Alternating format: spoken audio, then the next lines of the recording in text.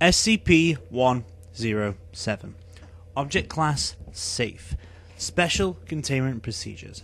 SCP-107 possesses no immediate threat, so long as it does not come into contact with any liquid.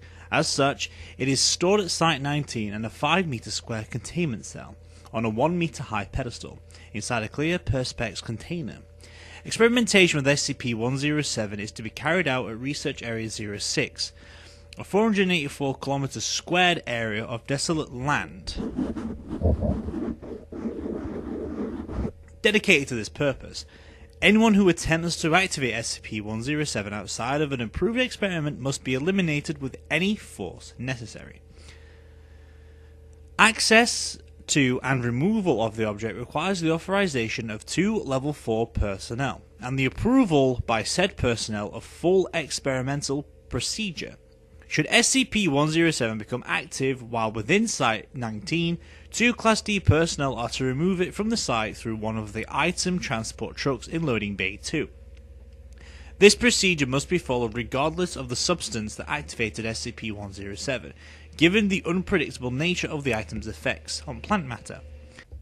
SCP-107 should only be returned when precipitation has ceased completely and any abnormal plant growth has been neutralized or contained for further study. Description: SCP-107 resembles the top section of a hollow turtle shell. The shell is composed of a hardened biological material of unknown origin. Despite its appearance, whether this material is derived from the shell of a standard sea turtle is as yet unknown. The item is completely inert until the inside of the turtle's shell comes into contact with any liquid. When it does so, said liquid appears to be absorbed very quickly. Where the liquid drains to is unknown.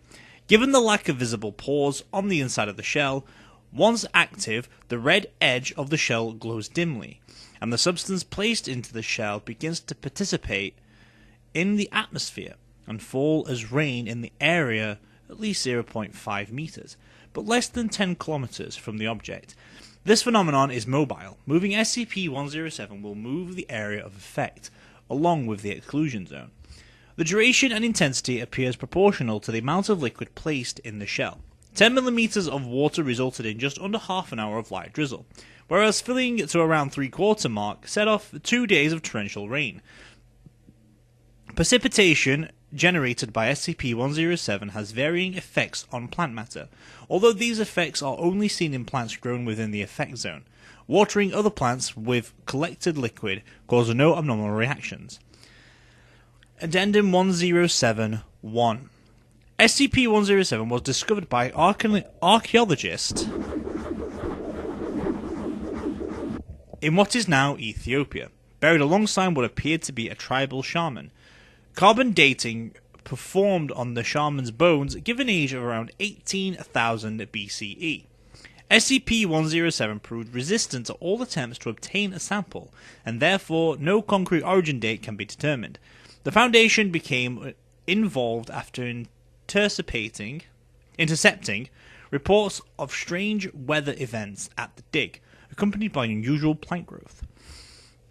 Addendum 107-2 Below is a log of all tests carried out with SCP-107. Agents with ideas of sensible future testing protocols should contact me.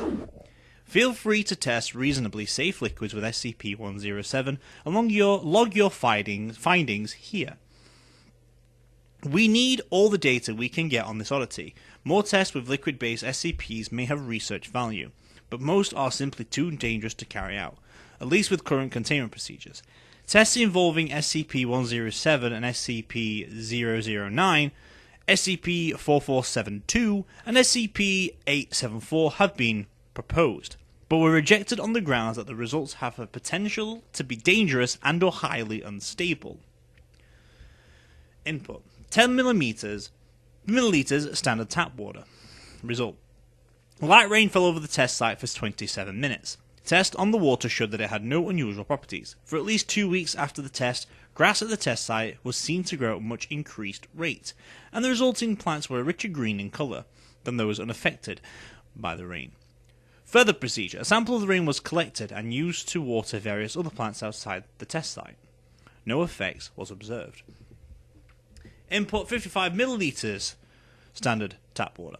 Result: torrential rainfall over test site for 2 days, and an effect on the grass similar to that in the first test. Fruit-bearing plants grown in the soil at the test site grew very quickly and bore much larger fruit than control plants. Effect had diminished considerably after 3 months. Input: 3 centimeter cubed block of wood. Result: no effects observed.